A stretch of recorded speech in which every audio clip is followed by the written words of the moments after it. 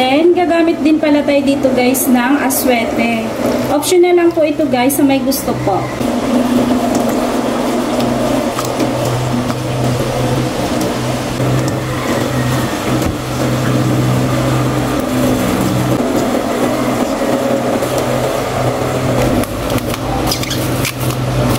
Ayan guys, bali i-marinate lang natin to overnight para mas nanonood yung lasa sa manok.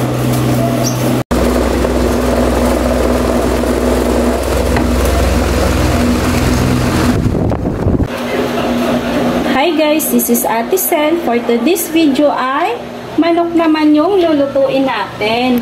At ito na nga po, napainit lang tayo ng konting mantika.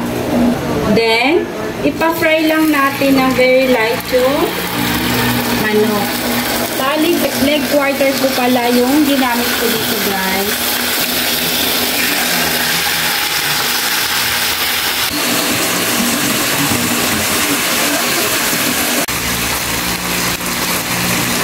Then, balik ka rin lang natin.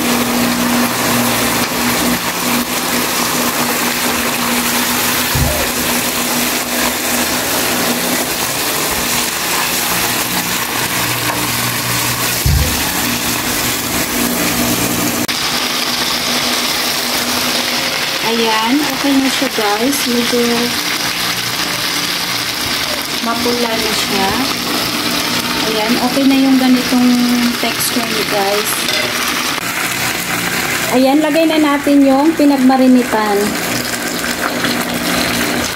Bali, magdagdag tayo dito guys ng siguro 1 cup na water. Then, tatakpan lang natin ito at hayaan natin kumulo. Ayan, after 2 minutes, balik ta rin natin para pantay yung luto ng manok.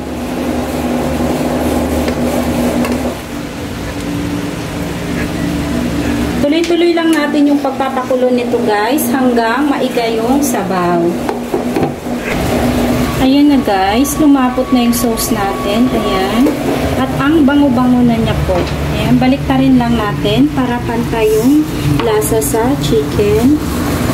Ayan. Palaputin pa natin ng konting-konti pa guys. Ayan o. Sarap na niya guys.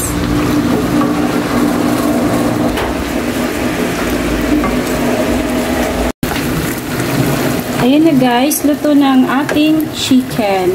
Try nyo yung ganitong luto guys, lalo na malapit na pasukan.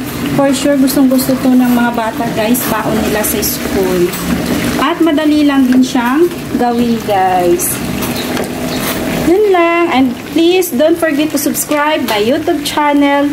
Bye-bye guys!